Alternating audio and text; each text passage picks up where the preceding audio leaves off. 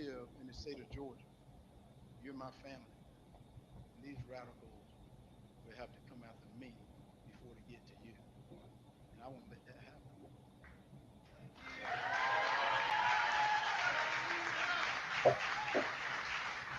We won the conference, but the big game is in November.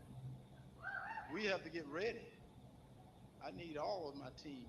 I need all Republicans, including those that voted in my primary opponents. I want Democrats, independents, all the good, decent people who want to protect their kids and their communities and to keep that dream alive. Hey, I like to say to my Democrat friends, don't worry that you'll be abandoning your party by supporting me. Your party abandoned you.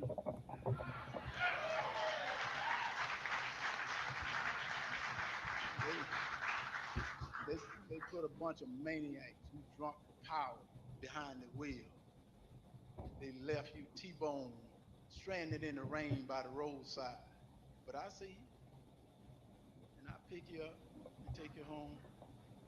The important thing to remember is this election is not about Republican or Democrats. It's about America saving this country from a group.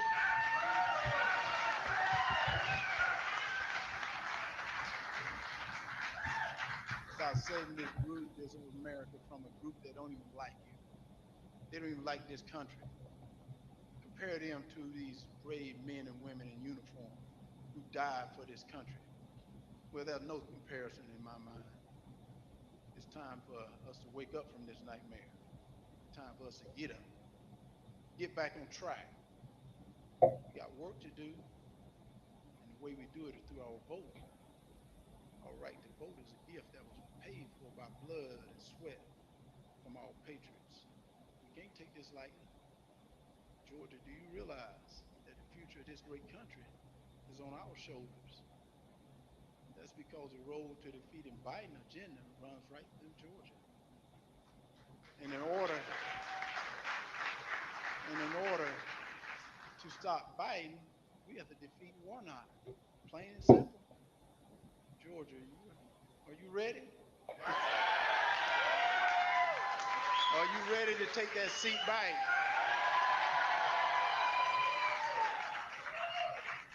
Are you ready to take this country back?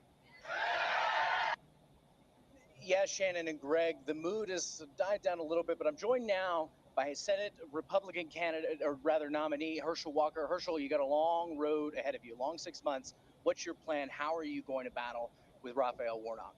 Well, what we're going to do is do almost what we were doing before. We want to get out and continue to meet the people so that people can know that I'm very serious about this, that I'm going to get into this race to represent them. And I think the first hurdle we already have accomplished, but right now we got a bigger hurdle that we got to approach. And we're going to get out and meet the people, raise the money, and let them know that this is not going to be easy. And I got a tough opponent. Now, I know President Trump called into the audience tonight, but initially he supported a different candidate. I'm curious, what are your thoughts on what the future of the Republican Party looks like? I think the future of the Republican Party looked great, and I think it will continue to look great. I think what we got to do is continue to support each other, and I think that's one of the major things. We got to come together. That's one of the things I said when I decided to run for office. We got to bring this party together. Right now, this party is so separate. We continue to fight among each other, but we can't do that if we want to make a change. To make a change, we got to bring this party together. We got to do almost what the Democrats are doing. Some of the bad policies that they have out there, they continue to agree with it, which is not working for this country, is not working for this state. Now, I'm curious, what's your message to voters as you move into the real deal, November? What's your message? My message is they got a choice. They can continue to go on this same road, and this road is high. This economy all screwed up. This road can be violence in the street, chaos at the border, or they can come on a little bit easier road. Somebody that's going to fight and try to get this economy back together. Someone that's going to really fight to try to get this border under control, and also at the same time try to get our kids back in school, getting them working on reading and writing rather than how they identify. And I said these are what we got to address now. And I think that's what the left has got to be able to address the things that they've done to this country.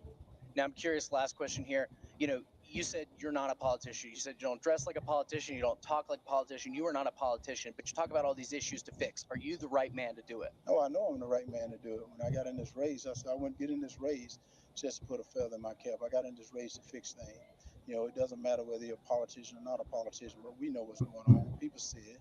They see what's going on around their feet. They see how they can't afford food. They see there's no food on the shelf. They see what's happening in their schools. And I said, we just got to acknowledge it. We got to acknowledge it and fix it. And the way you fix it by addressing it. Or Republican Senate nominee Herschel Walker. Thanks so much for joining us. I really, really appreciate it. Reporting from downtown Atlanta, I'm Andy Cole. Right. I just stepped down just a few moments ago and I saw Herschel Walker standing there speaking on the phone. So I decided to grab him and actually speak with him live on Channel 2 Action News right now. So, first and foremost, how are you feeling about this major win tonight? Well, I feel good, but I know this is just the beginning. We have a tough road.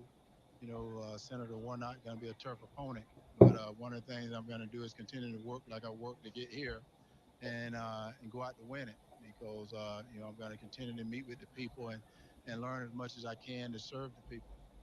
And like we heard earlier, you got a phone call from former President Donald Trump. Can you tell us anything that was said on that call? Well, it was strange because he wanted to say congratulations, and most of all, he just wanted to say he's happy to see that I won it. And and he endorsed me early on, and I try to tell everyone he should endorse me since we've known each other forever. But I can get the job done. He know I'm going to work hard.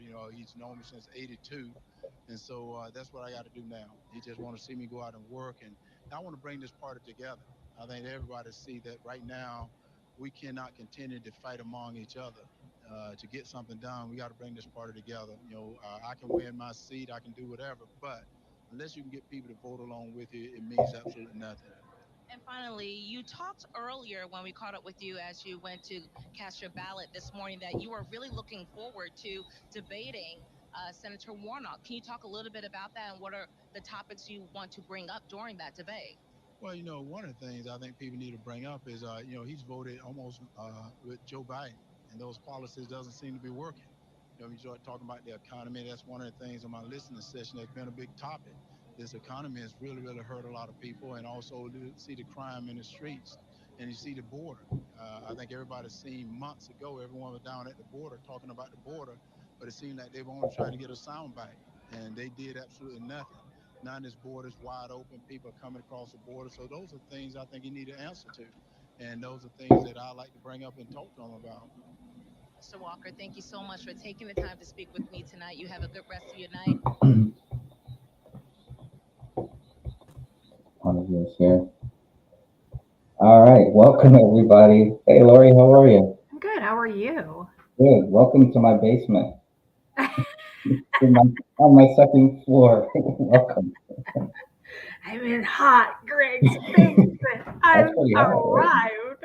Doesn't get any hotter than that, I would think. But Exactly. how's your Sunday going, my friend? How's your vacation? Are you back? Or are you still? I'm back. I am back. Awesome. Some things happened Friday night, and I woke up yesterday, and I just wanted to come home. Um, Oh, okay. so yeah. But you had mentioned about Herschel Walker, how he had mentioned God first and Yeah. foremost before he Right. started. Mhm. Friday night we went to the Will Rogers. Was it Will? Yeah, Will Rogers rodeo in Oklahoma, Mm. and it was amazing because the very first thing they did, Greg, was bow Mhm. our head and pray. Wow. Ooh, I got chills when you Yeah, said and that. it was just you can tell when you're around your people. You know what I mean? You can tell. It's just, I mean, these all these people were hardworking, faith based. We saw families. We had children out there. We had yes, that's exactly where we were. The Will Rogers Memorial Rodeo. We were there Friday night. It was amazing.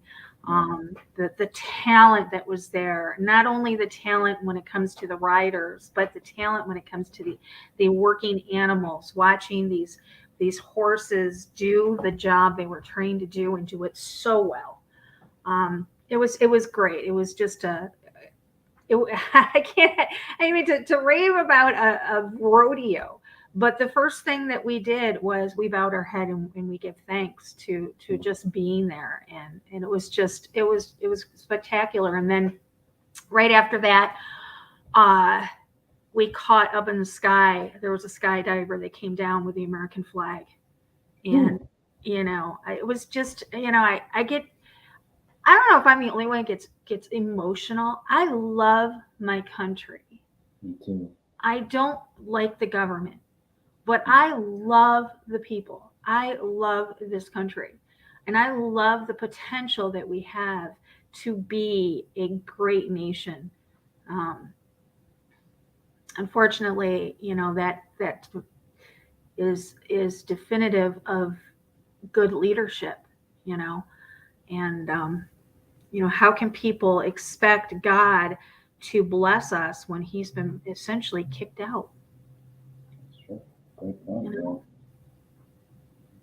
How do we get back to that? How do we get back to, or were we ever there? I don't know. Maybe for some of us, it's always been like that. I mean, for me, growing up, a lot of the stuff I see today, I did not see coming. I thought, no, that'll never happen. That'll never Yeah, happen. They talked about God when the Constitution was written, and no, they'll never turn on God. And yeah, unfortunately, I was completely wrong. Not yeah, the first time, and not the last time. But I don't know. I don't know what to do except for just keep reading my Bible, keep praying, and keep making sure mhm, that I focus on God, that I focus on Christ, and hopefully that will remind others, hey, it's okay to talk about God. It seems yeah, like we're in this world now where people are almost like a little leery because they don't want to offend people. Now it's like, yeah. And how horrible is it that we have to think that people around us are offended by God? I mean, you know what I mean? It doesn't make sense to me. But I had a lot of time to think while I was on vacation, which is sometimes a good thing and sometimes not such a good thing. But it's a lot of people, and my son is he's coming up on 40, my oldest boy, and he's right now he's in vacation down in Puerto Vallarta, and he got down there. Poor kid got down there last Tuesday, tested positive for that thing we're not supposed to talk about. hmm, Finally today he tested negative, so he's going to have at least a couple of few days, of vacation. But he is completely has been completely onto the left for a number of years. Until recently, when he's been sending me videos, really good videos actually, talking about the end times, and he says to me um, that our country is in dire straits, and he said that he realizes that it's been the choices of the leadership that we have. That's why I put up that post the other day when I said, when your child is awake, that's a proud mama moment, because I was like, wow. But I said to him, I said, Mike, we are we have been the frog in the water for years and hmm, not even knowing it. And there's so many people right now that are opening up their eyes and asking, how did we get here? And I keep telling them that this has been a progressive thing. This is not new. This has been coming for so long. We've all been warning you for decades to open up your eyes and realize, they're turning up the heat on that water. Don't you feel it getting hot? And now all of a sudden people are boiling and they're like, oh my God, how'd we get here? Well, you know, hmm. it's been a That's the long time. story of my life. There is the whole the boiling frog theory, right? Because I mean, I was kind of on that too. Our family, we were very left, very blue.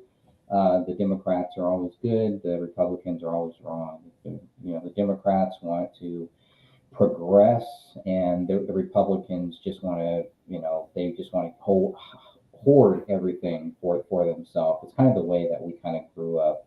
I think with my parents, Reagan kind of changed that a little bit, and I don't know because I was like really, yeah, I don't remember any of the Reagan stuff, but I've seen some comparisons between Reagan and Trump. I like I said, I really don't know. I know what happened after Reagan left, and it just, it got worse. I know we all talk about, the fact, well, how much can the president really do? And I've always kind of focused more on local politicians. Obviously, I'm a huge Trump fan. I Right. think everybody at this point knows that. But no, I don't believe Trump is going to save the world. We have somebody who's already going to do that. His name Right. is Jesus Christ. Exactly. You know. Hey, Joe. Joe and Cass may be popping in here too, and Sophia may be popping in here too as well. Yep, Herschel Walker won the primary. So it all comes down to November, and we'll see what happens. But I'm really excited about that, just because of the person that Herschel Walker Mhm. is, and as a sports fan and Yeah. everything. Obviously, he's got all of that going. Marjorie Taylor Greene won Georgia as well, and I'm Really? Oh, so pleased at that as well too. So they've attacked her like she's ah, I know. she's Satan or something. I'm like, what are you guys talking about? Because then when I watch, and this was the same thing with Trump, I would hear all these bad stuff, and then I'd go and watch it, and I'm like, did we watch the same Yeah, I know. speech? I know. I know. Yeah, it's I my take on politics is that I put up a visual a few weeks ago up on my Facebook, and I pulled up a Google map, and I mapped from Chicago to Houston, Hmm. and it came up like two or three different routes you can take, and I said, this is government. It doesn't matter who's driving the car. You can take whatever path is there. The destination is still the same, and that is the new world order. Doesn't matter who's driving the bus. As it, we can get here in 10 years if we vote for this guy. We can get there in 25 years if we vote for this guy. It doesn't matter. Every single person who's an elected official has one goal in mind, and that is to put us under the new world order. So, is Trump part of that? I have to go with the facts that he is a successful businessman. He is a man who has achieved um, a status when it comes to the rich and elite in the world. Actually, not even just our country, but in the world. And I know that you don't get there without kissing some butt. I mean, here in Chicago, when he was building Trump Tower, he ran into some financial problems, and Soros was the one that bailed him out. Oh wow, You I didn't know? know Oh that. yeah, and we know that his close relationship with Epstein. We know his. I could say a lot of negative things about him, but in the same sense, there's a lot of positivity. He does love America. He his religious affiliation, again, I could say some negative things on who his mentor was, and some things that he said on Oprah, as far as he doesn't need forgiveness or whatever. But I think, and the reason why I was behind Trump wasn't because of his affiliation. It wasn't because of his religious affiliation, his political affiliation. It wasn't anything like that. It was the fact that I know that the United States is a corporation, and what better person to run a corporation than a businessman? Makes You sense. know. Yeah, yeah. So that's the reason why I was behind Trump, for no Have other you reason. ever had a businessman running the U.S.? I mean, I don't know. I don't know how far back you'd have to go, but a lot of them seem like just politicians. To me, Trump Yeah, seems they were career politicians. When you right. look at it, they were ancestral politicians. Fathers. When you look at the Bush family, you got father son there. You look at the Clinton family and the corruption in Arkansas. It goes way back with those families. When you look way back, and you look at the corruption and the family, history. They were all uh, pretty much lifetime politicians. Mm. Well, we're also joined by my good friend Sophia, and I love the image you have there? Because it's wine time. It's always wine o'clock in my basement, by the way, just in case anyone's wondering. Welcome, Sophia. How are you? I'm good. How are you? Good. And Lori's here too. I don't know if you can see that on your screen Hi, or not. Sophia. Hi, Lori. How are you? I'm good. How are you, hon? Doing good. Doing good. We were supposed to go grocery shopping, and then we got blocked in by a bunch of emergency vehicles. Oh. So, guess we're not going anywhere for a while. Yeah, I'm just unpacking from getting back home, and How was it?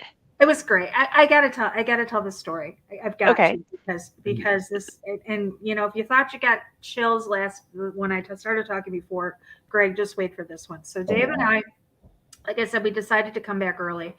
I'll tell you in private why.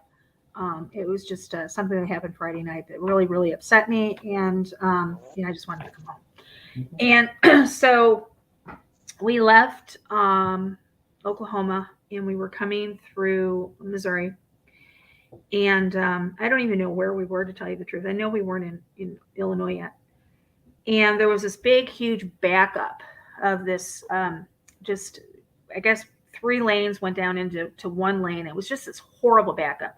So Dave decided he was going to get off the freeway. When we got off, he realized that that's not going to work because there's no other way to go. We had to stay on the freeway. So we get to the red light, and we see that the line is still back from getting back on the on-ramp. So the light turns green, we go forward, and there's a truck in front of us, a pickup or a van truck in front of us, who decides that he's going to put his reverse lights on, and he's going to start backing down because he doesn't want to go into that mess. Well, we're behind him. So Dave swerved out of the way, went to the left, and we hear this boom, and we got a flat tire. He ran over something. So we pulled up onto the ramp, and we got just onto the freeway where we could pull over because there was other cars and there was a couple trucks that were there. We pulled over. Dave walks with a cane. I wasn't feeling good yesterday, but we got out of the car, and we do have AAA. I mean, I'm going to put that out there. We do have AAA. But Dave got out, and we emptied everything out of the back. Our suitcases, our coolers. We got to the spare tire, and this pickup truck pulls up behind us, and this young gentleman gets out, and he says, "Do you need help?" My husband goes, "Oh my gosh, yes." And so he proceeded, to pull everything out. He told Dave, "Just step out of the way. I can do this." Dave goes, "Do you have any experience with it?" He goes, "I do this all the time. This is my job. We're good." Try to get the nuts off, and he's like, I can't do it with what you've got. I don't have. And he went back to check. He didn't have the tool. He goes, "Look, I'll be right back. I'm gonna run to the auto store, and I will be right back." And I go, "Well," he goes, "No, I'll be right back." So we're thinking this guy is a local guy. He knows what he's doing. So, so Dave's standing on the side of the road. We're drinking our coffee that we just got. And I said, "Do you think he's going to come back?" And he goes, "I don't know." I said, "Why don't we call AAA just in case? And if we have to cancel, we have to cancel it." So just as I handed Dave his wallet to get the AAA card out, here the kid comes pulling back up. Gets out of the car, and Dave's like, "How much did you pay for that tool?" And he's like, "Don't worry about it." Dave's like, "No." And he's like, "Don't worry about it." So long story short, we get the tire changed. Dave says, "I want to give you some money for it. I don't expect you to do this for free." At least he's like, "No." He's like, "Well, at least let me pay for the part." "How much was the part?" The guy goes, "It was free. Don't worry about it." Dave goes, "What's your name?" He goes, "My name's Josh." And I said, "You are a godsend, Josh." And, so we say our goodbyes, and we're in the car, and we're waiting to get pulled out. And Dave looks at me, and he goes, "His name was Joshua." And I said, "He was. His name was Joshua. His name was Jesus." This is no lie, guys. We pull out on the freeway, and there's a sign a quarter mile up the road that said, "Jesus is alive." Amen. Wow. Wow. And him and I sat in the car just like this and cried like babies for like 2 miles. His name was Joshua. And he didn't want anything. He just wanted to help. Amen. And then to see that sign, "Jesus is alive." I'm like, That's really powerful. Yeah, and oh my goodness. That's exactly what our sermon was. The church sermon was all about love and all about, if we show love for others, the way to show love for Jesus, that we love Jesus, is to show love to others unconditionally, That's right. without expecting anything back. And it sounds like this person right. clearly And we understood plan that. on, this is something that we're going to pay forward for sure. This is, Mhm. but yeah, it was, I needed to see that at that time because I was, like I said, something happened Friday that, and I'll talk to you guys about that in private, but, and it's going to change the dynamic of where I go forward on social media, from there, but, That's how God works, right? He it comes to is. us, he gives us those signs. Sometimes we ask for signs, we ask for things, but he definitely knows. God knows exactly what we need and knows when we need it. That's two amazing stories. Yeah. And you got to you really got to be specific when you talk to God and you ask, you have a request. I found that out throughout the years because God does have a sense of humor, I found. So Mhm. when you ask for something, you should probably be very specific. Yeah, Yeah. I'm bad at that. Yeah. Wow. So did I miss anything while I was gone? No, nothing really. There No. was the Texas school shooting. I don't know Yeah, I if you saw followed that or not. that. I have. The Johnny Depp case, they after 3 years, it's finally over. Now I guess we're just waiting to see who wins, who loses, and everything. I'm just like, you know what? Isn't it interesting that they televised the Johnny Depp trial, but they didn't televise the Ghislaine Maxwell trial? I heard that that's because it's a federal, and I don't know if this is true or not, but they don't televise federal cases. Oh, I didn't know But that. they because this is civil, and even with the Kyle Rittenhouse Rittenhouse? thing, they televise that. But I from what I've heard, federal cases they don't Oh, okay. Well, that makes I don't sense, know. I guess. Yeah. And that was So something I had heard too, was that they didn't televise federal cases. Okay. Well, that makes sense then, I guess. I guess I can forgive them that. yeah, It's unless there's a just, federal case where they have televised, I don't know, but I'll have to look that up. yeah, it'd be good for someone with a better brain than mine to kind of figure that out or not. But that's pretty interesting. But we don't hear anything, even though it's not televised. No, we I don't hear mean, anything. there's probably somebody out there who is really trying to stay on top of it. But I don't know how the federal court how that works. If Yeah, I I don't sit either. in the not in the jury, but in the crowd or whatever you call it, if I'm just sitting there, can I then go and report on it? It makes me think about. No, I was thinking about Jesse Ventura's case, but that would be I think that was a civil case too, so that wouldn't. But even that wasn't. Wasn't That wasn't. um wasn't the Bundy case, wasn't that federal? I don't know. Good I think question. the Bundy case was federal, and if so, That yeah, would throw there that was theory. people reporting from outside, huh? Yeah, that would throw that theory out the water if that's the Well, case, right? there was people outside reporting it. There wasn't anybody really reporting it. Oh, Beautiful okay. cat. Hey, Cass, how are you? Good. How are you guys? Good. How is the thunder from down under? Uh, bedraggled. It's wet out there. Is that right? It's unusual. We don't normally have rain at this time of year, and we're, I don't know, 60, 70 millimeters into this at the moment. So, Wow. yeah. See Do we how need to Awesome. build you an ark? I think, yeah, starting to feel like it. Yeah. Yeah. You've got a two by two, right? A couple of koalas, a couple of kangaroos, and come on to the USA. We got plenty of space for you. Oh no, yeah, it's been fun. Yeah. I've been out working, so like floating wet. Did you do a show yesterday with Rick, with Crip Rick? Yeah. Did you guys do the show? Yeah, I was totally out of it. He was gonna have me on the Saturday show, the radio show, to talk about a gray state. We were gonna talk about that, and it totally slipped my mind that he was asking me for yesterday. So, anyways, I called him later and tried to apologize to him. But Yeah. Yeah, well, that's good because you and Rick do a show every Saturday called.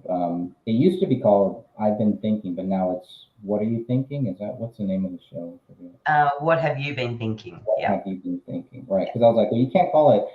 I've been thinking because there's two of you, right? So I was going to troll him on that, but then he changed his name by that time, so that didn't work out.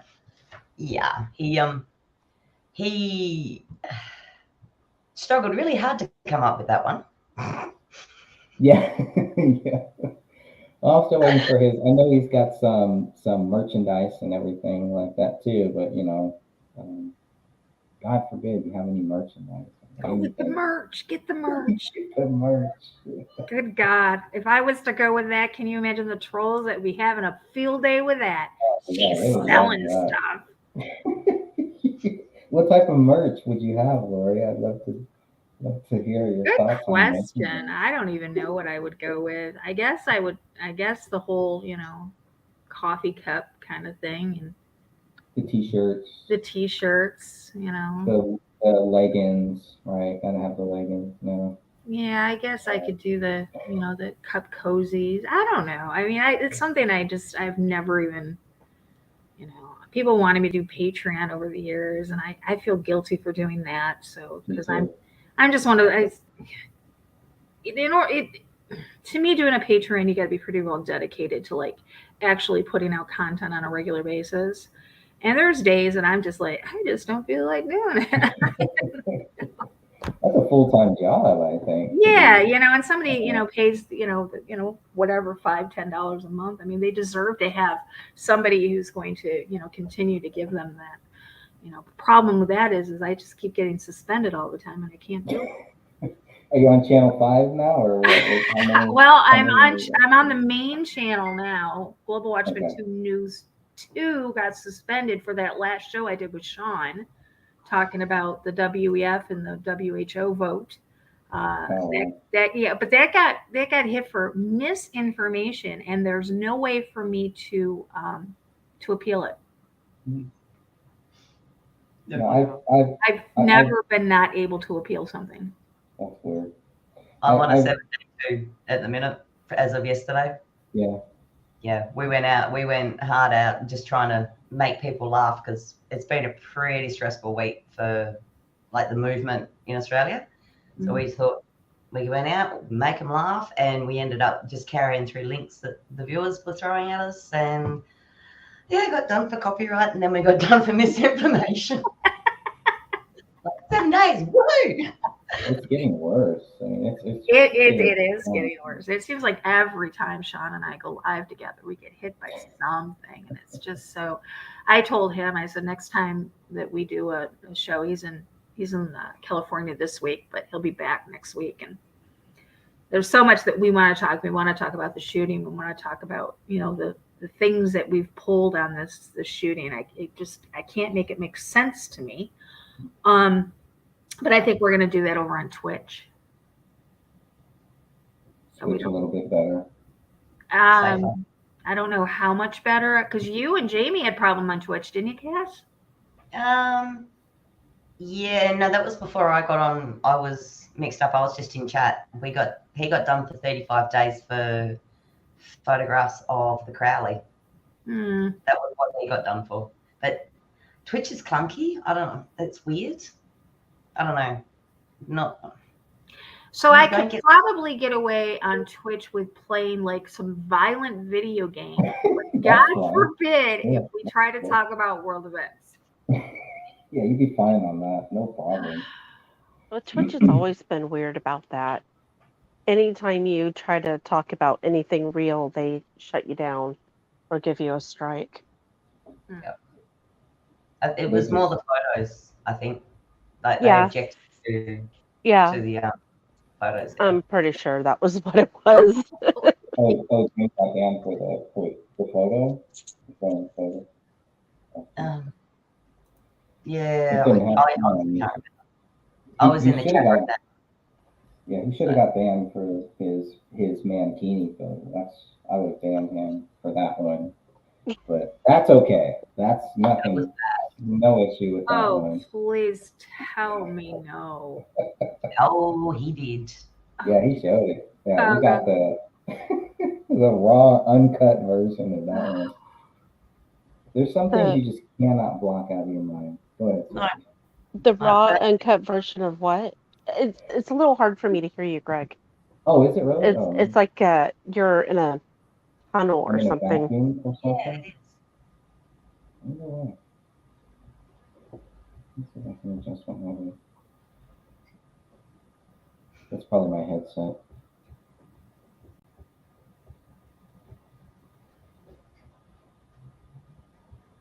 Okay, so what happened? Oh, I have my microphone on the wrong thing.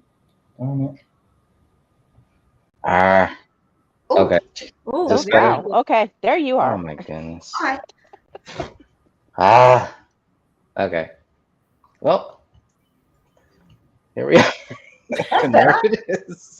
That's how my week has gone, by the way, just like that, just pretty much like that. So interesting. Thanks for letting me know. I did not even realize. So it was, I have a camera here, a webcam, and so that has a audio signal. And I always turn it off because it's terrible. It is, but the camera looks. I like the camera. It cost me like $35, but the audio for it is terrible. So sorry about that, everybody. I apologize for that. Audio is much better now. Yes, yes, much better. So forgetting about Jamie in the Mankini, what I really wanted to ask Lori about was for your trip, have you looked at your gas bills? How much you spent on gas for your travels? We filled up in Missouri on the way home. It was the cheapest we could find. We have a Jeep Cherokee, 2017 Jeep Cherokee, and it was $98 to fill it up. We usually get away with like 60, something like that. The lowest we saw gas was down in Louisiana, and it was $3.98 a gallon. We filled up there before we left Louisiana. And then now we get into town and it's over $5. And the diesel is gone up. We have a program that we look at. He has it on his phone, and we are informed prior to diesel prices being lowered or going up or down. We're notified. So at midnight last night, diesel prices went up another 7 cents. Yikes. Yeah. So, and I'm hearing some speculation out there about the DEF, the additive that a lot of the trucks use for their diesel. It's off road, and it's, like I said, it's an additive. I heard something about that train wreck up in Canada was carrying DEF, and I've heard that they're limiting the supply that they're putting out now, which is going to affect a lot of the diesel motors. Again, God blesses us because we have a 2017 Kenworth truck, but we have a rebuilt 1998 motor in it, and it does not require DEF. Wow. So yeah, so once again, we've avoided that part of it, but yeah, and we were talking about this on the way home yesterday when he goes, when I get back out on the road next week, he goes, we're going to have to watch everything because the money's not like it was even a month ago, and the prices are just the freight prices have come down. They're not paying the truckers as much to haul the freight, and the gas price or the diesel prices have gone up. So it's putting a lot of small owners, guys that are new, guys that were already struggling. It's putting them out of business. We're seeing that already. So What's the reason for or what's their, no, not the reason. What is their excuse as to why the prices are so high? for the fuel, Yeah. Dave explained it to me. I'm really not. I don't really know too much about how things like that work, but he had explained to me that natural oil in natural gas prices depend on the amount of, what did he call it? How much faith people have in their government. Believe it or not, but believe it or not, that plays a lot in the oil market. If there is, like the U.S., if they don't have, if the oil producing countries do not have faith in the American government that's a sitting administration, they will charge them more per barrel. I don't know why that is, but that's just something that's been across the board for decades. If you have a strong administration that is in power in the United States, I believe these countries probably feel, well, we can trust them more to pay us the bill at the end, so they will charge us less. So I think it has a lot to do with the administration. Not to bash on them any more than they're already getting, but that's what I was told about these oil producing countries. They like the government, they trust them, they have faith in them. They'll, because we're not seeing higher prices because there's less of a supply whatsoever. The supply is still the way it was. It is just the faith that they have in giving it to these countries. It also doesn't help that we are shipping diesel and fuel overseas.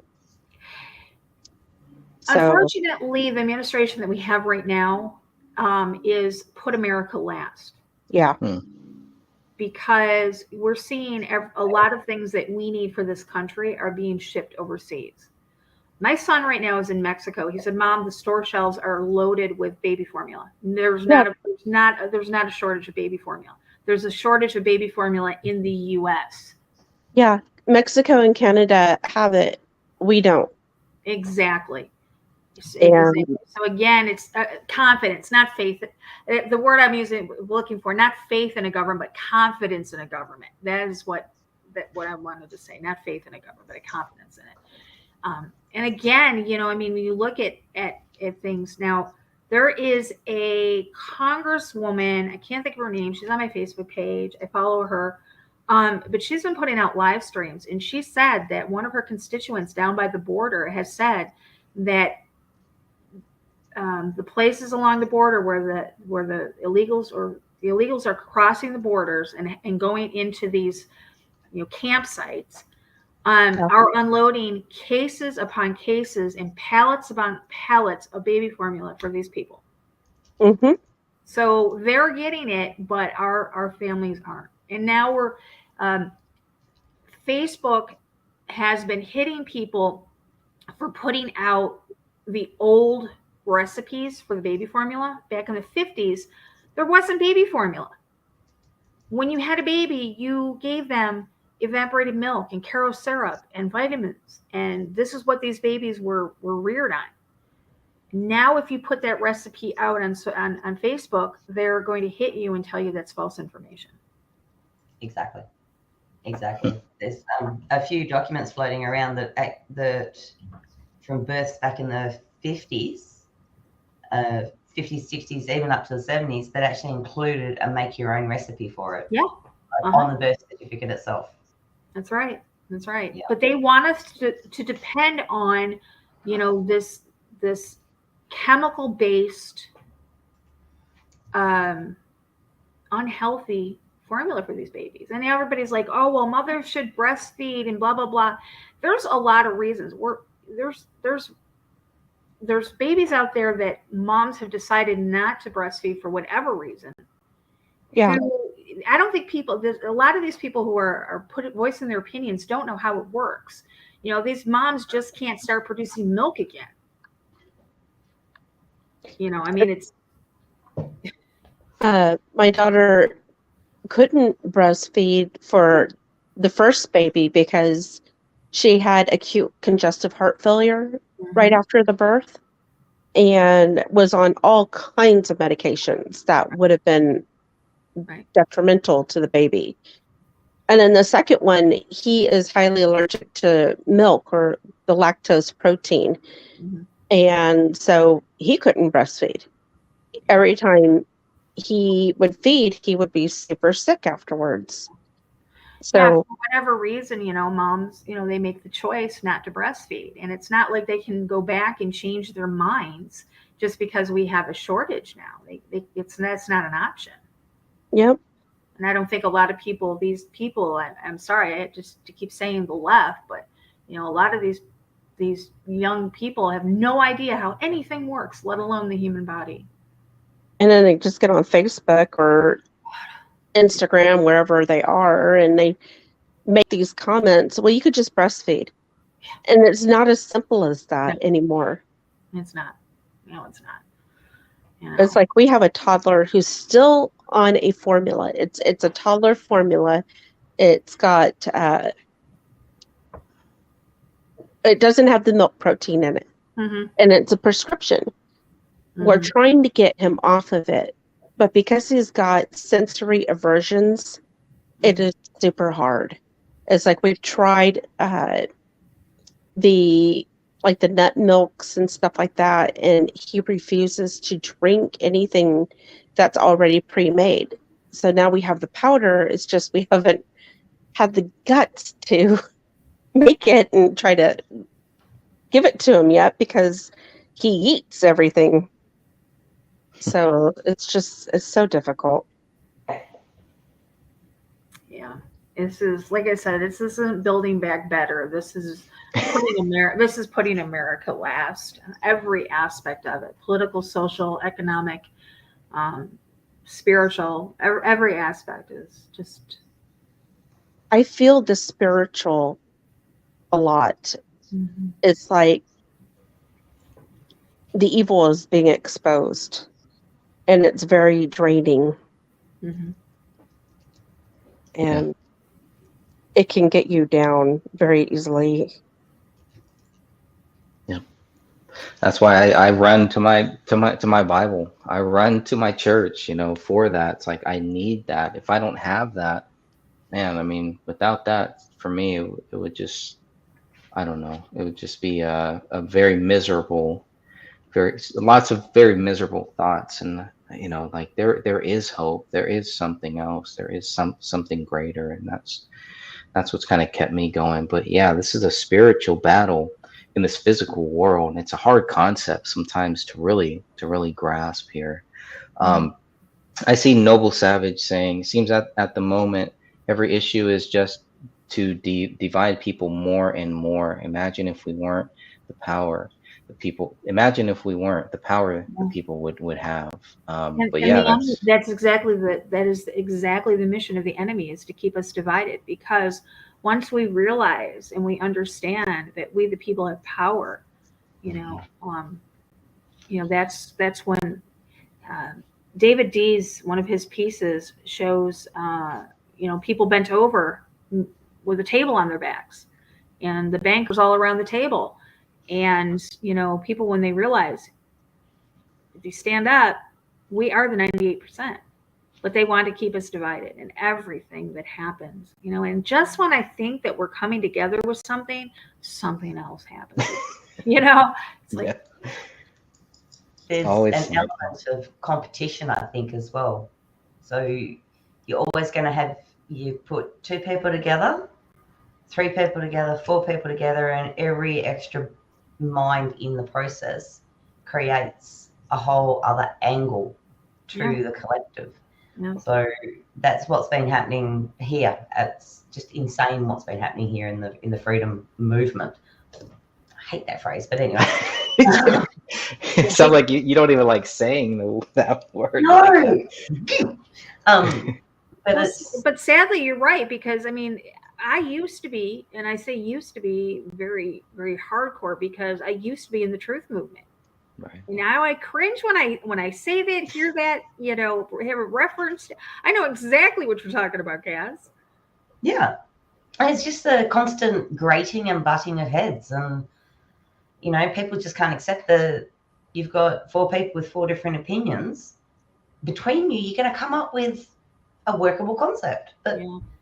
everyone's all me, I'm right, you're wrong. Pride. So it drives you mental.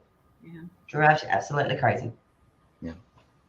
So Yeah, what I learned from the 9/11 truth thing, right? When all that was big, and I got it as soon as I get in, it's like whenever I get in something, it just totally gets messed up, and I'm like always at the tail end of these things here. But when I got in, it was just like, you know what?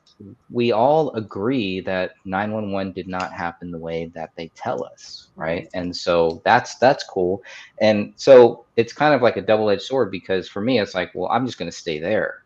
And then for other people, it's like, well, no, now we have to actually try to do something. We can't just stay there. You can't just stay at level one for your whole life.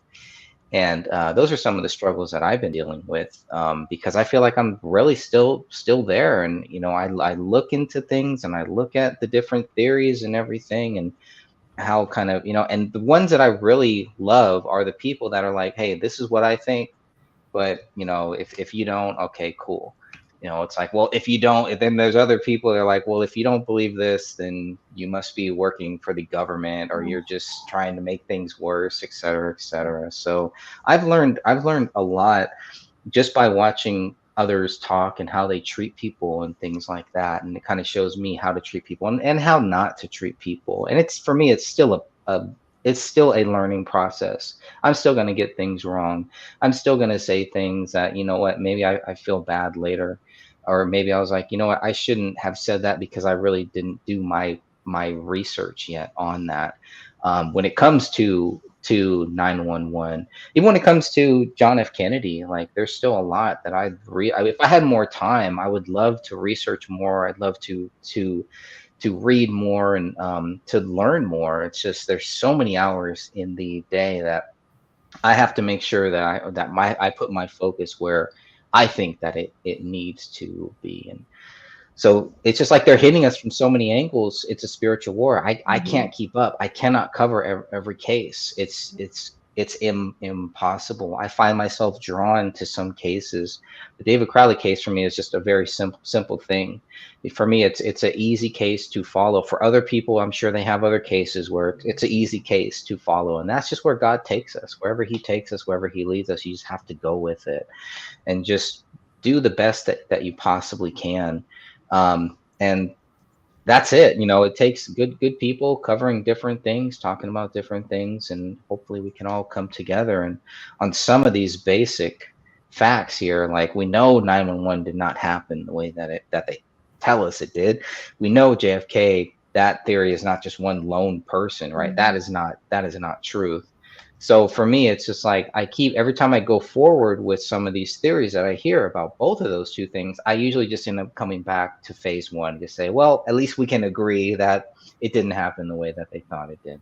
Well, the And problem with those two specific events is that the government is so embedded into both of those, as far as who's at fault, and the cover up, that when we do start looking at things, and we do start going public, and we do start talking about it and showing things, that's when the trolls start coming in to throw that chaos wrench in, and to kind of prevent us from moving forward and actually digging into these facts.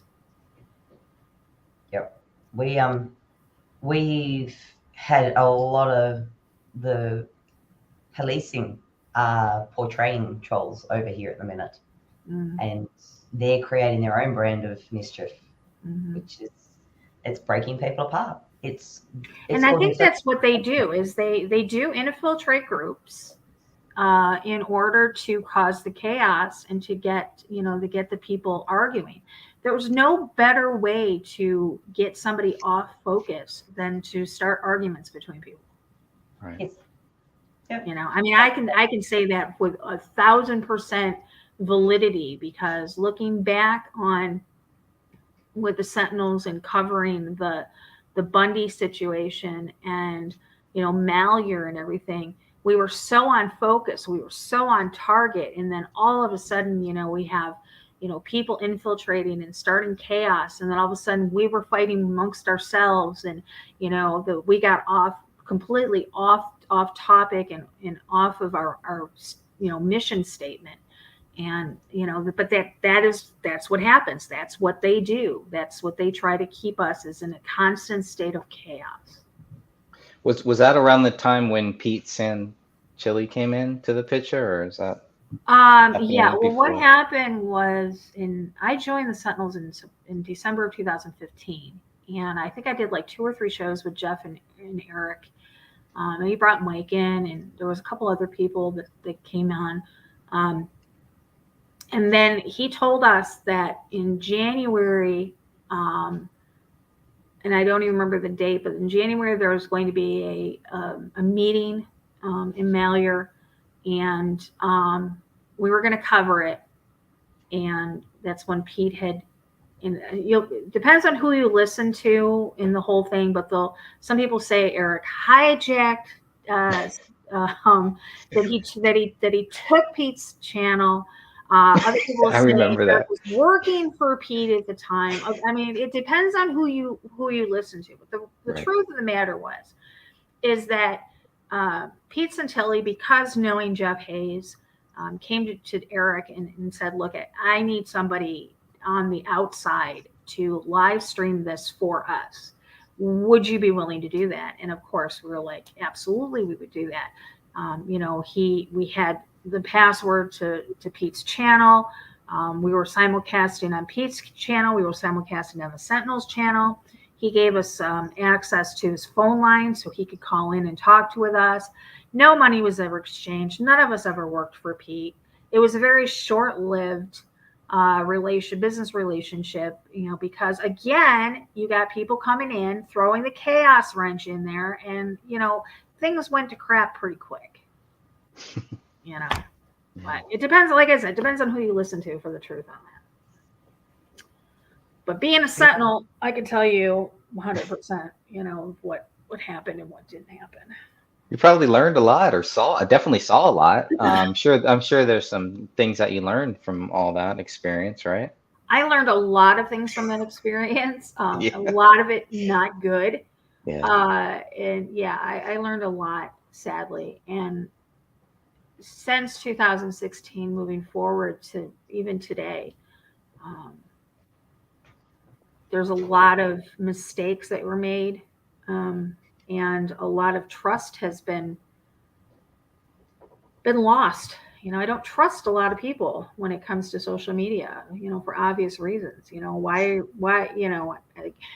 I'm very limited on that, but the circle that I have right now is pretty strong. I enjoy the people that I'm with right now. You guys are part of that circle because you know the difference. You guys all know the difference between somebody who's trying to cause chaos and somebody who's truly authentic. And a lot of people out there just get lost. I don't know if it's a pride thing or what it is. Well, they live for disinformation and chaos. Yeah, I don't love that. I don't like chaos. I'm a Cancer, and I'm a homebody, and I like order, and I like to be, everything is in its place and, organized. When chaos comes, it's when it starts getting, I get physically ill over it. It's not something that I like being a part of. That's when I just turn off everything and just listen to an audiobook or watch cleaning videos on YouTube. It's like, well, a lot of people ask me, they're like, we haven't seen you in a while, and it's because I've had co-hosts over the years on my particular channels, and my last co-host, he is a famous DJ or VJ or whatever you want to call it over in the UK.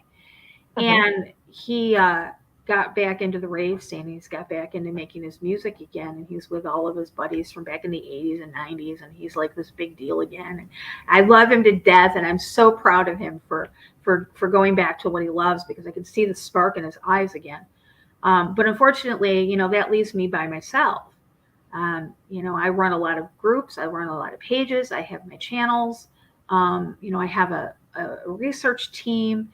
But when I don't have a co-host, that leaves me to be doing the research and everything, or not the research, but gathering and putting together the broadcast and getting it in some sort of cohesive order and pulling up things, having it ready to go on. That's left on me. So when people are like, "Oh, we haven't seen you in a while," it's because I'm exhausted, guys. Doing too much. Yeah. You I'm can't do it all yourself, for sure. And I think, I'm finally getting Sean to come back on. I absolutely, he takes care of his, he's got a challenged little boy, Liam, and he is a single dad, but he used to do the Awaken Liberty show for years. And he's got, everybody loves him. And, when I'm thinking, okay, come on, Sean, I'm going to try to lure you back out into the public. I want you to come on with me. And we love it. Everybody loves the show. We work so good together. We bounce off each other. But every single show we do gets hit by YouTube and gets taken down. And that's so frustrating to us. Do you guys ever do, because I have it set up on my Rumble channel. Anything that gets posted to my YouTube channel syncs into my Rumble. How did you do that? I can show you that in probably about God, I would love 5 minutes. Yeah, it's really easy. It's when you in your Rumble settings, you can actually turn that on, and you just link if it gets deleted on YouTube, will it still be on Rumble? Yes. Really? Oh, I need that. And the other thing, what'd you say, Cass? I need that too. Yeah, I can show you both that. It's an easy setting that I found. It's like, oh, this is cool. Not only that, but it'll also back up. You can say, okay, start syncing from this date, but I said start syncing from the time that I started. So it synced up all of my video. It takes a while for it to sync, but it just runs. You don't have to do anything once it's synced up. It's really cool. The other thing that I do is I do a podcast version too. So I always make sure that even if the videos get taken down, that the podcast version is always there too. And so that's another thing you should also think about. And that's free. On Rumble as well? The podcast is anchor.fm. So what I do is I don't know if I can pull this up or not. I've actually taken a lot of the audio, and if you need help about, okay, well, how do I take the audio from a video and then edit it, or Well, actually, StreamYard gives you that option. You can download it as a MP3 or an MP4. Oh, nice. Okay. Yeah. That must be with the paid version. Yeah, I think so. Okay. Yeah, I'm just using the free version. There's a program. Or there's a downloading stream that I use called 4K downloader, and that will basically upload any video version. You can turn it in to a WAV file or something. But I put I back up all of my stuff here, and I started doing this just so that we always have it. If there's ever videos or anything like that gets taken down, we can always come back and I can always find at least the actual audio version. Like this one here, Dr. Dan Erickson. I can't play it, obviously. It'll probably this video will get taken down, but but the audio's there. And so I have a lot of these audio, any of Trump's speeches, I always back them up because after the January 6th, actually before the January 6th thing, they, you can't play any Trump videos. On YouTube, they'll get taken down. Yeah, you can't even talk about them. And it's sad because it's part of our history, and this goes along with these people trying to rewrite history and trying to make believe things don't have or haven't happened, or they're not the way we remember them. Right. Right. That's sad. That's really sad. It's like, well, wow, this is just I don't know. A lot of people I think don't even care what Trump says or anything. So why is he such a big threat? Why is what he says in these speeches, right, in these hour-and-a-half speeches, why is it such a big deal that they have to take it down every single time that he's doing one? That they can live stream it, but I notice after 2 hours of that live stream, it's gone. It's on Rumble. You can find all his stuff Yeah. on there too, but not on YouTube. They don't allow any of that. That was actually what got my main channel taken down. I was sitting there watching it, and boom, I saw my channel disappear before my very eyes here. So, I'm trying to remember what channel that happened to us. It was either our second one or our third one. Our first one got taken down because of P-gate. And Right. yeah, we were doing a lot on that at that time. what is that? What is that? Pizza. Oh, okay. Gotcha. You guys, I mean, you can say whatever you want here. I'm already shadow banned. All I'm right. not worried about it. So feel And free to say. SH, the sandbox. We were doing a lot on You can that. say that here too. You can say. Oh Lord, I COVID don't want to. I don't want to be the cause of you getting shut down. That's okay. But, I mean, care. we had almost 70,000 subs over there. I had videos about Trump. And this was 2015 or 16. We started that channel. I had videos with 750,000 plus views on it. That's just gone, and that's what took us down. Was we were doing the election, something on the election. I can't remember what it was. And it was gone. Oh, I know what it was. It was after the, it was October of 2016 when the WikiLeaks came out, and we started covering that, and that got us shut down. Lost our channel. Didn't even give us nothing. I mean, I lost the email. I mean, they took everything. Like I couldn't do anything with it. No, that's bad. That's really bad. Yeah. Because I was covering the WikiLeaks. That's how you know you're over target, though. When they start seriously nailing you, that's when you know you're on target. Yeah, it was, but it was rough because I mean we put a lot of time and energy into that channel, and after that, we were like, screw this, we're coming back. Made another channel. That one got taken down. We're like, okay, so now we got a broken arm and we're a little banged up, but we're gonna come back again. And boom, they hit us again. We're like, okay, we're in a wheelchair, but we're coming back. You're gonna be crawling backwards. Now I'm like, literally. Now, seriously, if they take any one of my channels now, I don't think I'll be coming back on YouTube. But that's what they want, though. That's what they want. It is, but where do you stop? You letting yourself get beat up by these people, Yeah. Jamie, he live streams over on, is it Rumble or? Rumble. He does some stuff here too, right? Yeah, but I need to learn OBS. That is what I need to do. Oh, okay. OBS is cool. Because OBS, you can live stream over on Rumble. Oh, really? Yeah. With the paid, but you got to have the paid version again, I think. Oh, do you? Yeah, I think so. Yeah. Yeah, I don't know. On Rumble, you can do it. It has to be the paid Rumble version. The paid Rumble version. Paid Rumble version. Oh, yeah. I didn't know you had to pay for Rumble. Yeah, I've never been able to go live unless there's something that I don't know. I've never been able to go live on Rumble because I don't have the paid version. Okay, gotcha. Yeah. Are you over on Internet Archives? Have you even looked to see if anyone's over there? No. I surprisingly, I was looking for a video. I was like, somebody has to have it. It's got to be somewhere. And I came across Internet Archives. And lo and behold, a lot of my videos that had been off the deleted channel were over there. But I don't know how it happened. I didn't do it. And none of my new ones are on there. So I have no idea. But interesting. Internet Archive, huh? Internet Archives, yeah.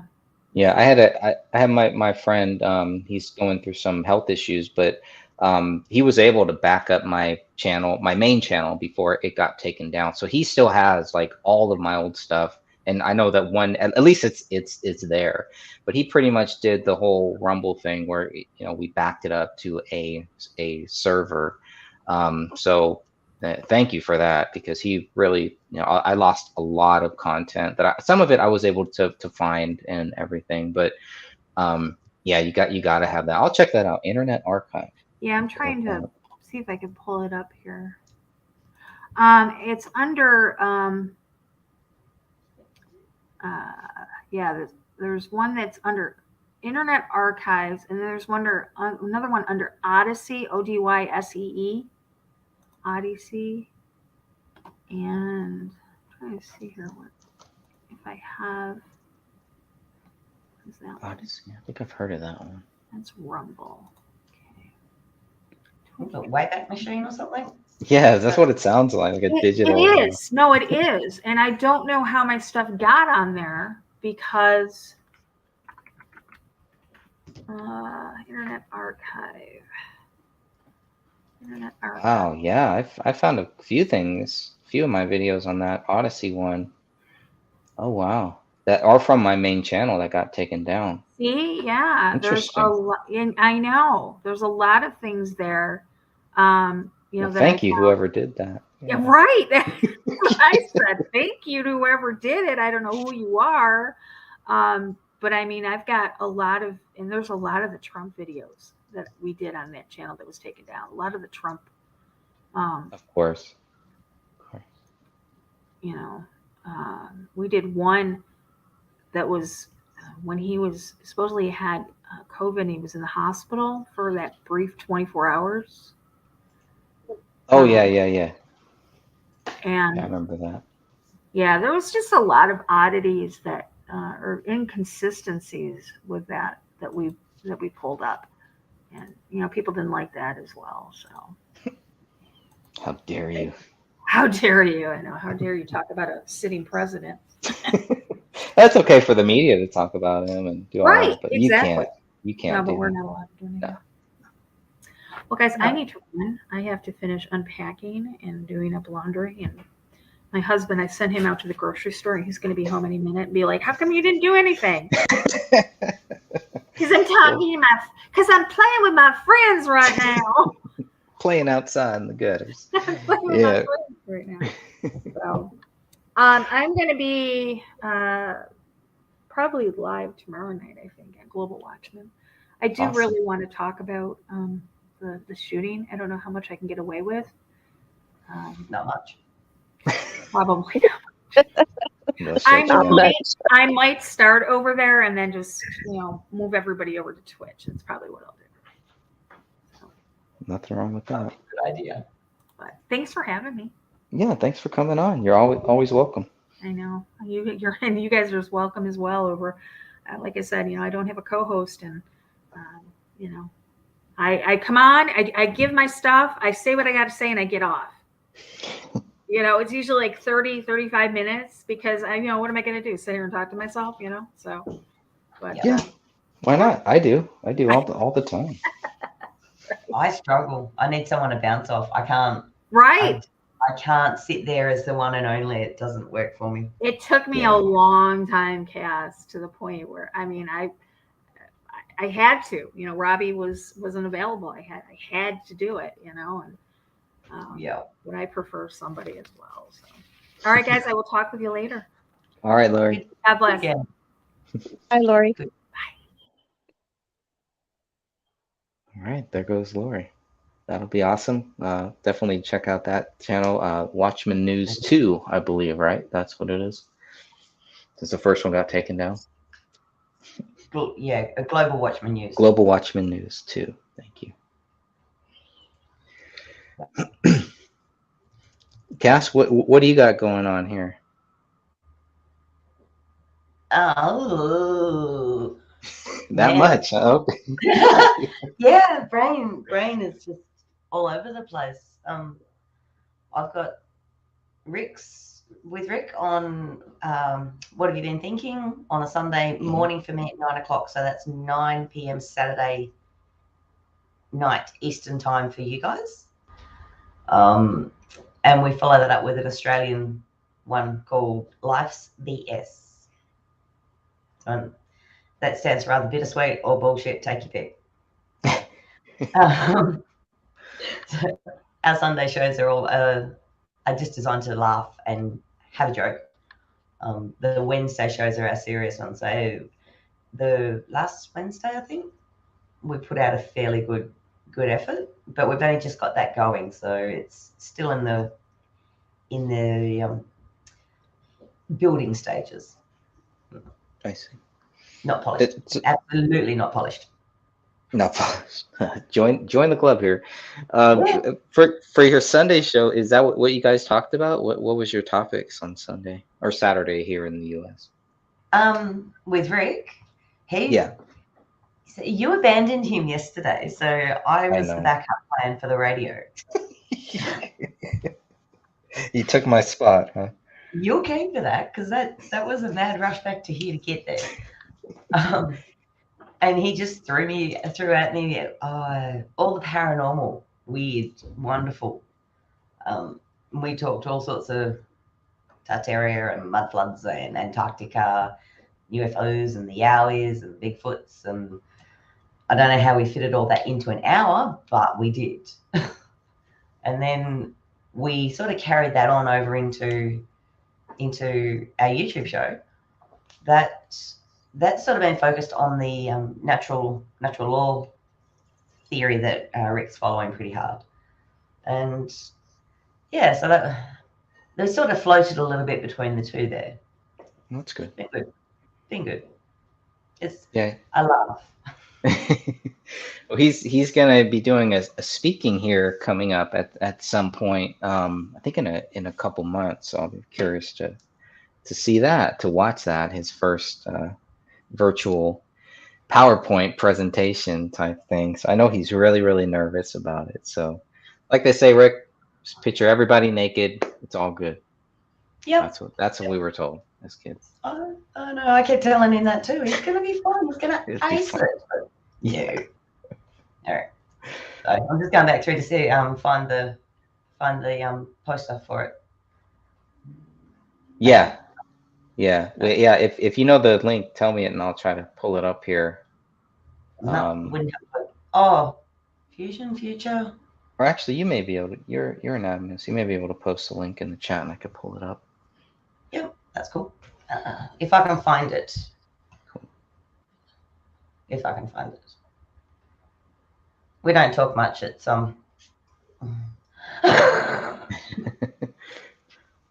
Scrolling. Here we go.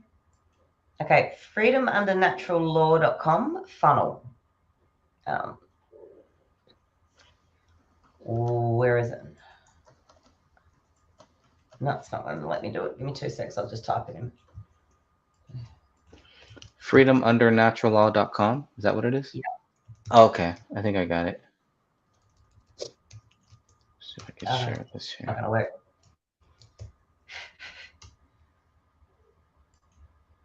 Yeah, I tried to invite Rick on. He's probably mad at me. He was suffering pretty badly yesterday. Wasn't doing too bad. I'm sure he'll be all right. I'm sure he'll make it through here. So yeah, September 10th and 11th. That was the thing that stuck out to me. You guys are doing this at the right time here. Yes. I'm curious if anyone's going to be talking about September 11th, but here is the all-star panel that they have here for 2 days. This is a virtual, right? This is all online.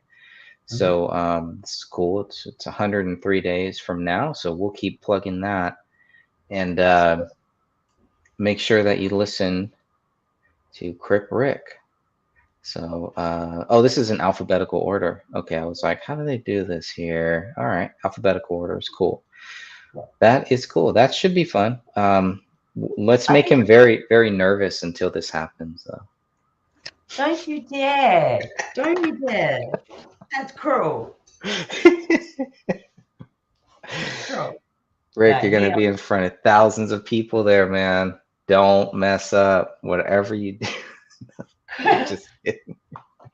He'll be good. He'll be fine. Quit that. No, he's doing good. He's doing good. Yeah. Well, yeah, I feel bad because we were going to talk about a gray state, the documentary, the sloppy-mentary that I was in for about 3 seconds. The film that Sophia probably has some really good thoughts on, I'm sure. And yeah, totally good. She's already laughing. She's already like, her blood is boiling right now as I set her up so she can knock him down. But that's also going to be the topic of our next podcast, the Gray Stage podcast. So the podcast will probably not be up until next weekend. We're probably not going to record till next weekend. So this will be the second time from 2 years that we have not put out a podcast on the first by the first of the month, but around June 3rd, June 4th, we'll probably record that. So keep that in mind. We may even do it live in a forum like this too, but this month's podcast may be a couple days late. Maybe we may do it this sometime this week, but we'll see. It's just a crazy week. But we are going to cover the Rotten Reviews chapter from my book, The Gray Stage by Greg Fernandez Jr. I'm also looking to get this into a hardback format too. Because I got to get out of my mom's basement, and I got to make some money, guys. I'm sorry, that's just how it is here. But for the people who really understand and who really care, we're going to be starting at the Rotten Reviews chapter here.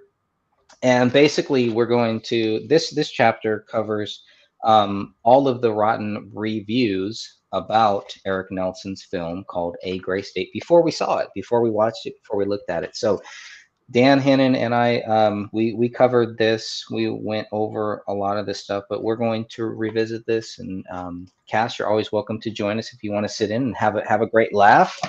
So Sophia, I know we already booked her, so she has pledged to be there as well. And maybe we'll get some other people on our all-star panel to talk about that, to talk about A Gray State by Eric Nelson, which was on Netflix. One of the only films that get banned from Netflix. It's not really banned from Netflix, but it was interesting. They made a big deal about this movie, and this was supposed to let us all know that David Crowley was guilty and why. And of course, if you watch the movie, you can decide that for yourself. And I have some information in regards to the article that was the Death of Dystopian article. Good. So, yeah, good. So I hope you bring your popcorn for that one, folks. Because we talk about Frank Scheck. He did an article. Nick Shager, Anthony Kaufman did an article. Jason Bailey, Chris Barsanti, and then Alec Wilkinson, like Sophia was mentioning. Alec Wilkinson is the guy who did an article for the New Yorker called Death of a Dystopian. He actually called me for that. His fact checkers also called me too, because when I talked with Alec Wilkinson, and then I spoke with his fact checkers, a lot of the stuff that his fact checkers were asking me about, they had to back off from it because they got a lot of things wrong. So at least they were willing to do that and to understand, but they didn't really want to talk about anything relevant to David Crowley. It was just, I don't know. And any time that we brought up some of the main points, like how did they miss a bullet 1 month later and things like that, they didn't want to talk about that either. So it was pretty interesting what they wanted to say. They really just wanted to paint David as an alt-right, right-wing conspiracy theorist, Alex Jones lover, Donald Trump lover, and that was pretty much it. Like he was just a right-wing nut that's the way that I felt. I don't know. That's always going to be the way though. If they got you boxed into that little corner, yeah, I'd be making plans, and I am not suicidal, mates, I'm afraid. Basically. I feel that people should disclose their bias before they start writing articles. It's like, oh, by the way, I'm a left-wing nut. So before you start reading my article, you should know this. So you can make your own judgments, and not take everything as truth in this. Anyway. That was pretty interesting. They were all timed. The articles were all timed to line up in the same line. Right before Eric Nelson's film came out, it was just the timing of everything. And then after that, it was like nothing. Nobody really wanted to talk about it. Nobody cared about it. This film pretty much died this film committed a double suicide on itself once it came out. That was pretty much it. It was over. And many people came to the group, the Justice for David Crowley and Family Facebook group. They joined the group because they watched that film and was like, what did I just watch here? 93 minutes of what? of what? Of garbage, it sounds like. So we still need a real documentary on the David Crowley case. And I hope that one day we will find the right filmmaker to actually do that. And I think we can.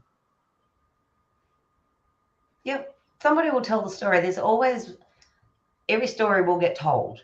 There's always someone out there who is willing. It's just Right. matching time and place and circumstance to make it all happen. Everything happens for a reason and purpose. One day, if it's meant to be, it will be. Yeah. Yep. Opinion piece. Yeah, opinion pieces. I guess that may be a nice way. Nice way Okay. to say it. I'm going to do a runner as well here. I've got to catch up with my morning. So thank you very much for inviting me. It's been fun. Always happy to have you on, Cass. Thank you. We all love you. Until next Cass. time. Okay, yeah, you too, Sophia. Take it easy, hey? You too. All right. Well, I'm gonna have to go grocery shopping. The cops have finally left. Oh, good. All right. Make your move while you can, I think, right? I don't know what was going on, but we had like ambulances, fire trucks, police cars, everything outside. So that was weird. Yeah, And that is weird. but now my daughter is like waiting in the car, so I should go. Okay. All right. Car is running. Yes, I Sophia's know. off. Gas is expensive. So All right, my friend. okay. You take Thank care. you. All right, you too. I'll talk to you Okay. soon. Bye. And Star says, I believe someone will create a documentary about the gray state, a version of truth, not lies, like the previous one. I sure hope so. I really hope so. So stay tuned for that, because out there is some filmmaker who is looking for something to cover, and we just gotta have a good pitch for them. I think there's a great story to be told here. There's a lot of things to be mentioned here, and yes, I definitely think one day, someday, we'll take that ball and run with it. And I think that's why a lot of people wanted us to stop talking about it, because it's such a slam dunk case that it just takes the right person in the right time to move forward with it. So I'll definitely be happy once that happens. I'm looking forward to it. But the next podcast that we do, the Gray Stage podcast, we will be talking. This is where we get into it. We've talked. If you haven't seen our 25, 26, 27 shows so far, a lot of it was really focused on the actual documents and all of that stuff, the conversations that we've had with people. Now we're getting into some of the final moments of this book here, and we've only got a couple more chapters left. So we're gonna, we got the rotten reviews. Then we get into, after that, one of the chapters that I'm really looking forward to, because the rotten reviews chapter is gonna be, it's gonna be like pulling teeth, because, and this is gonna be, I'm just looking at it, 3 or 4 shows already right there. After we get through that nightmare, then we're going to go and jump to a quick trip to Hollywood. And this is going to cover more of David Crowley's Hollywood, everything to do with the Hollywood case. David gets the deal, the quote unquote $30 million deal. And so we'll be going through that after that. Then, we only have 3 chapters left here, and that chapter is small. We may be able to get through the Hollywood one. And that one talks about when Dan Hinnon spoke with the guys that David Crowley was going to make this movie with. Because when David Crowley died, we had all thought, we have been lied to, and told that David Crowley's deal was dead and there was no movie, and he was upset about it, et cetera, et cetera. And then Dan Hinnon spoke with the guys that David was dealing with, and they were like, no, the deal was still there. The only reason why the deal died is because David Crowley died. That was it. If David Crowley had not died, the deal would still be active, and David Crowley would have been able to push forward and help these people make a good film covering Gray State based on the 2012 trailer and his scripts. Now, this was, remember, I wrote this book before we got David Crowley's scripts. I wrote this book before we got a lot of the Tony Floyd documents and everything, David Crowley's journal, all that stuff. So there's still a lot more to be told here. That's all I'm going to say about that. Um, so then we have the chapter. I ended this book, A Gray Shame, The Gray Shame. I ended this book with this here, with this chapter. This is like the longest chapter. So this chapter is going to be, there's going to be a lot to be done with that chapter. But that's how the book ends. And that is kind of like a timeline. It's almost like a timeline of things that happen um, up until David Crowley dies, and then after David Crowley dies too. So, but this is based on the first article that I ever wrote about this case here. So, it really shows how it all comes full circle um, to what happened when police showed up, when the first responders showed up, all of that stuff, and we go back into David's social media leading up to his death. So that's how I wrote this book. And like I said, I am looking forward to making a hard copy. And I think from now on, that's what I'm going to do. I'm going to make hard copy covers because I really like the way that the hard copy came out. It just looks really, really nice with this company. So I'm actually working on this book right now, Kyle Rittenhouse, Greg Fernandez Jr. Title may change. A lot of the context in this book that I'm working on right now will probably change too. But I just like the way that the hardcover books look. So I'm probably going to make sure that at least for all of my books that there is a hardcover version, including when so the first hardcover version from any of my past books would probably be this one because I need to make a hardcover version of it. So anyways, the Kyle Rittenhouse book is what I've been working on now, and that's what I will continue to be working on for a while. It needs to be restructured. It's a pretty short book. Can't be more than 150, maybe 200 pages, maybe. So I've been working on that. The next published book that I have coming out that is pretty much ready. This is pretty much done. I may add a little bit to the very end. This is just the song lyric book. This is really just the book about all of my song lyrics that I've written since I started writing what I call truth music, conscious music, whatever, when I changed my whole style. And so this one I did in hardcover too. And I really, really like the way that it came out. It just, you can hear that. It just feels nice. It just feels right. So this is the book. Flip that over. So this will be the book that the next published book that I have. But again, this is just for my song lyrics. This is for historical purposes. And, I haven't been able to do any music, and hopefully within the next year or two, I will be able to get back into the recording studio and start making some more songs again. So I'm really excited about that. Hey, Rick, how are you? Good morning, Crip Rick. Yes, we have a lot to talk about there. So, Rick, I don't know if I sent you the link, but if you want to join, if you want to jump in for a couple minutes, you can you're definitely free to as well here. We'll see how much longer that I go. I know because it's what time it is over there for you. So, but yeah, like I was saying, Rick, I totally, misread the message. Didn't realize you wanted to record yesterday. We were out of town for the night. Got back today. So, yeah, let me know. Keep me posted. Like I said, I'm off tomorrow, but if you want to schedule something for next weekend, we can always do that too. But talking about A Gray State, Eric Nelson's film, would be an awesome topic here. So for my future generations is what I've really written this for people who just, to have some type of a record, mostly family friends, of my song lyrics that I've done since about 2008. And that's really all that this book is. There's like 2 or 3 pages. How many?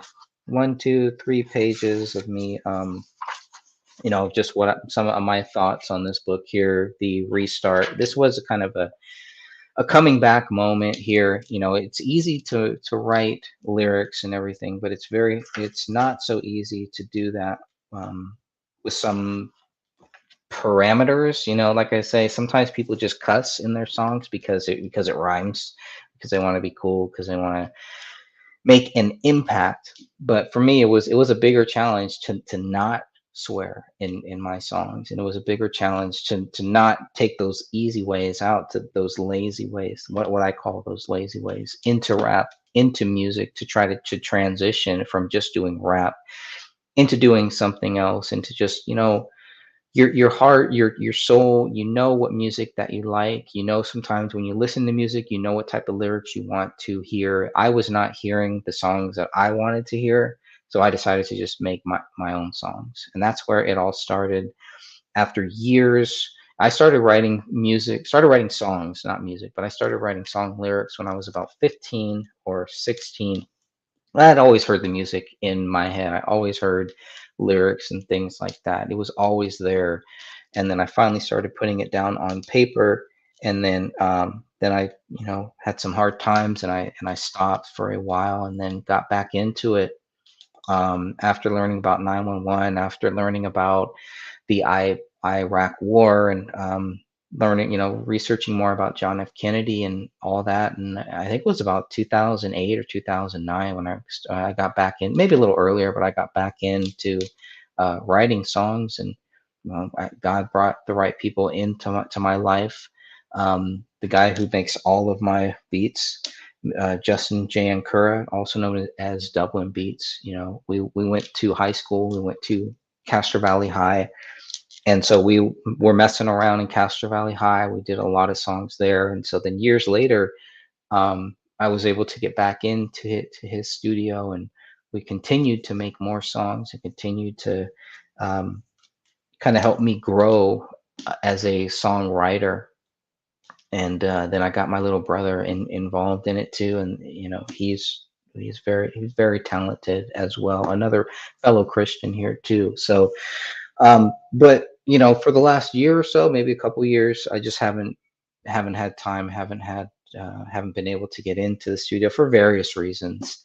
But it's on my list. So when I wrote this last album called the the Restart, that's what it really was. It was all about coming full circle for me as a songwriter.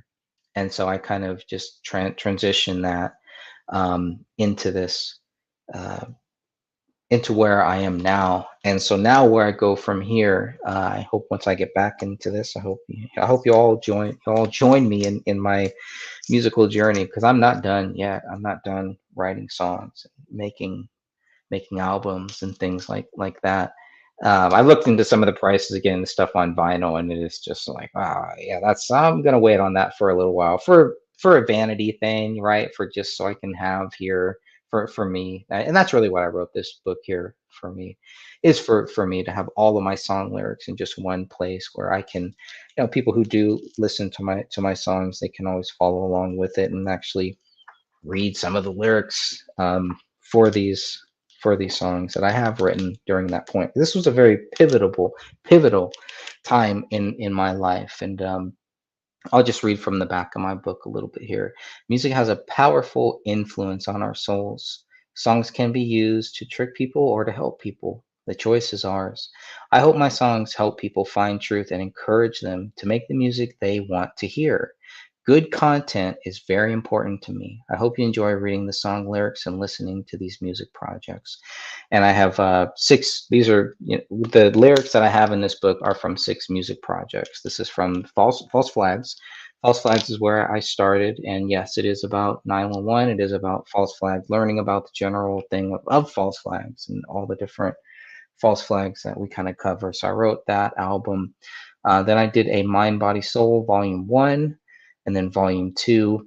And so it's a lot of truth music, some dance music, and like songs, but most of it is what I would call truth music. That's how, if I had to label it, and I hate labels. Sure, many artists, many people that listen to songs, the categories that they put us in, the categories where it's like, and Rick, we've talked about this, right? Like heavy metal. Is it really heavy metal? Some of the stuff that I've heard that is labeled as heavy metal is, I just think it's just good rock and roll music. So I don't know. The labels, I try to stay away from that. Then I did my biggest project, pop dance rap. That's one of the longest ones that I've done. 20 songs, 10 artists or so. that I work with, and so that one is one of my biggest accomplishments personally, where I felt like I had finally found myself, found my groove with songwriting, and then I transitioned that into a short album called "The Living Room on the Moon," which is just four songs, and that's pretty much it. It was based on a short story that I wrote called "Living Room on the Moon." And so that one was cool. And then I did some other solo songs, some other single songs. And then my latest album, the last album that I've done is called The Restart. 14 songs, I believe. And I think it's pretty much, my best work, and really helped me come full circle to get to a comfortable point where I'm like, you know what? If I had to stop making songs right now, if my voice cracked or if I could not speak or could not see or anything, I would be happy with this album being my last album. I believe it's my best work, and it has really kind of, after I did this, I'm like, I don't have anything more to say. I don't have anything more to write. And of course, now I definitely do. So I am looking forward to getting back. It may be a while before I get back into the recording studio, but slowly but surely, I will get back in there. And I do some song lyrics every now and then just to kind of keep my mind active. But you have to get into this certain mode to write music, to write songs. I just have not been in that mode for a while. Um, so just wanted to share that there. And yeah, so that's what I've been working on, and definitely appreciate all of you joining in here. And we'll be back. This is not our last rodeo here. So again, the Gray Stage podcast, probably won't be out till next weekend.